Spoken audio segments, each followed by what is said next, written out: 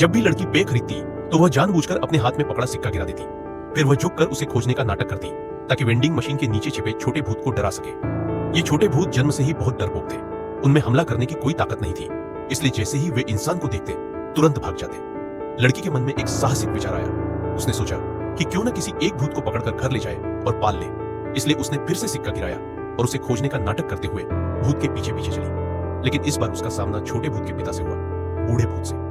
बूढ़ा भूत उसे घूरने लगा। लड़की डर के मारे जम गई। उसने खुद को शांत दिखाने की कोशिश की और उसके सामने रखा सिक्का उठाने के लिए हाथ बढ़ाया। अगर वह असफल होती तो भूत समझ जाता कि वह उन्हें सचमुच देख सकती है और फिर कभी उसे अकेला नहीं छोड़ता। जैसे ही वह सिक्का उठाने ही वाली थी, भूत ने अपना हाथ उस पर रख दिया। वह परख रहा था कि क्या सच में लड़की उन्हें देख सकती है। वह उसे घूरता रहा और उसके मुंह से लालच भरी लाट टपकने लगी। लड़की की उंगलियों में इतना बल ही नहीं बचा कि सिक्का उठा सके। भूत ने बदबूदार काला धुआं फूंका। लड़की लगभग चीखी पड़ी। तभी एक कौवा नीचे आया, सिक्का उठाकर उड़ गया और उसकी जान बचा ली। धीरे धीरे लड़की की नजर और तेज होती गई। उसे और भी भूत दिखाई देने लगे और वे और साफ नजर आने लगे, यहाँ तक कि घर में भी बड़े बड़े और डरावने भूत। इस बार उनमें से एक ने उससे बात भी की। उसने कहा कि वह स्कूल के लिए देर कर रही है। लड़की ने डरते हुए अपनी स्कर्ट को पकड़ लिया। उसने खुद को मजबूर किया कि बैठकर नाश्ता करे, लेकिन भूत ने उसकी हिम्मत तोड़नी शुरू कर दी। उसने अपनी जीभ बढ़ाकर उसके खाने को चाट लिया। तभी उसके छोटे भाई ने जिक्र किया कि पिछले साल पिताजी ने उसका फ्रिज में रखा पुडिंग खा लिया था और उस पर उनका झगड़ा हो गया था। पिता को शर्मिंदगी हुई थी। डर और उदासी की लहर लड़की पर टूट पड़ी। वह झटपट खड़ी हो गई और कहा कि वह पेट भर चुकी है। फिर स्कूल जाने के लिए निकल गई।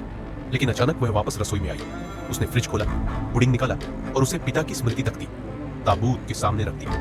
असल में पिता तो कब के मर चुके थे। जो घर पर रह रहा था वह सिर्फ उनकी आत्मा थी, जो परिवार को छोड़कर जाने को तैयार नहीं थी। भूत पिता ने माफी मांगी। उसने स्वीकार किया कि पिछली बार वही उसका पुडिंग खा गया था, लेकिन उसे बहुत शर्म आई, इसलिए कभी सॉरी नहीं कहा और इस तरह वे कभी सुलह नहीं कर पाए। लड़की सीधे उसका सामना नहीं कर सकी। वह बस तख्ती से फुसफुसाकर बोली, मैं अब निकल रही हूँ। बस स्टॉप पर उसे और भी भूत मिले। वे बार बार उससे पूछने लगे कि क्या वह उन्हें देख सकती है।